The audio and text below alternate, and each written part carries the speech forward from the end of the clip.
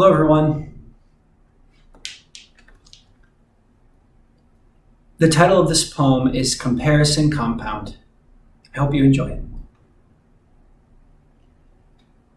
I sit here before you to warn you of where I believe we are headed, doing my best to jumpstart a conversation if you would be so kind to let me. I believe the need to go viral is like a virus, for it contains a lot of violence and attacks the body and the mind and takes over like a parasite. With the instant stimulation, indulging fascination, and satisfying gratification gaining attention with all eyes in our direction, brings with it a false sense of completion and affection inside a world lacking a true heart-to-heart connection. Well, I believe, like many before me, that we must look within to discover the remedy for a contagious disease that is trying to invade our natural innocence and our humanity. And the longer we believe that money, status, power, fame, followers will ease the pain of our inevitable mortality, will keep us locked in chains inside a man-made design trying to have us turn a blind eye to the pain of a self-love deficiency in a comparison compound lockdown cheating us all out of life.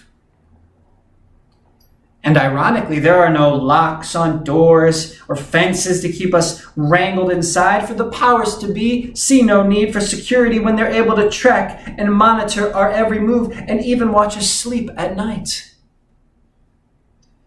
Like a target, they keep us locked in their sight at all times by creating the world's most dangerous and addictive device. So when we occasionally feel panic, anxiety, loneliness, or empty inside, or hear uncomfortable but necessary thoughts in our mind, they realize in these times how comforting and reassuring it is to feel like you are holding someone's hand. And I wouldn't be surprised if that's why they made these apples so delicate, sweet, smooth, and light. Just like, have you ever noticed what it feels like to put on a fresh coat of lipstick, smoke a cigarette, or feel a tenderness with each satisfying sip? You see, they know when something touches our lips, a nurturing and comforting feeling reminds us of being little babies with our pacifiers in our mouths, soothing us to sleep in our cribs.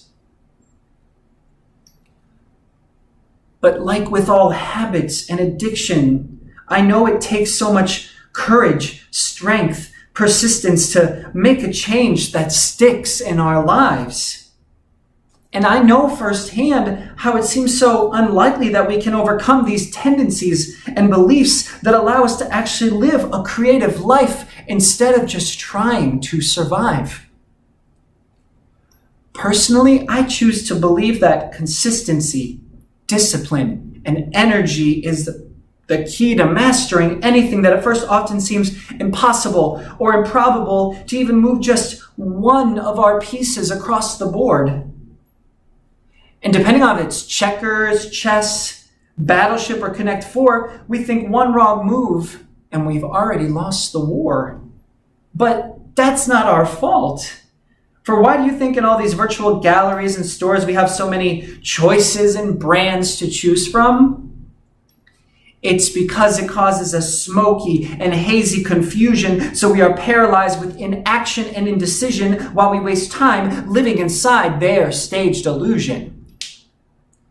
But my friends, they have severely underestimated me and you and our power to shift our attention and awareness so we can wake up from the insanity of what they call the American dream.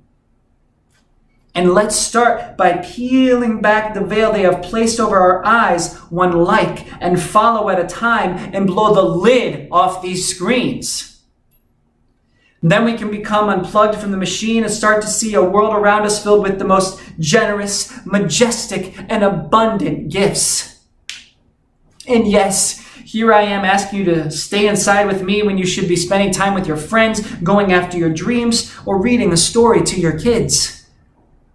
Well, that's exactly what I hope and wish for you all to do after I do my best to give you a daily boost of listening to your most profound, mysterious, and deeper inner truths. For whatever the thing is that we're all searching for inside the four walls of these screens contains a very toxic side of that yearning to be famous and liked, causing way too much dopamine to go into our brain.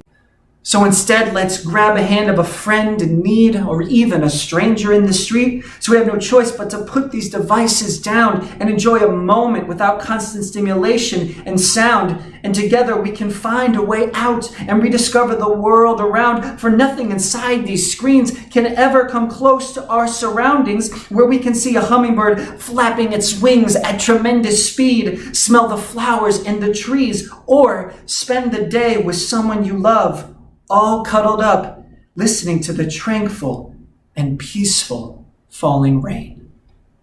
Thank you so much, you guys. Have a great night.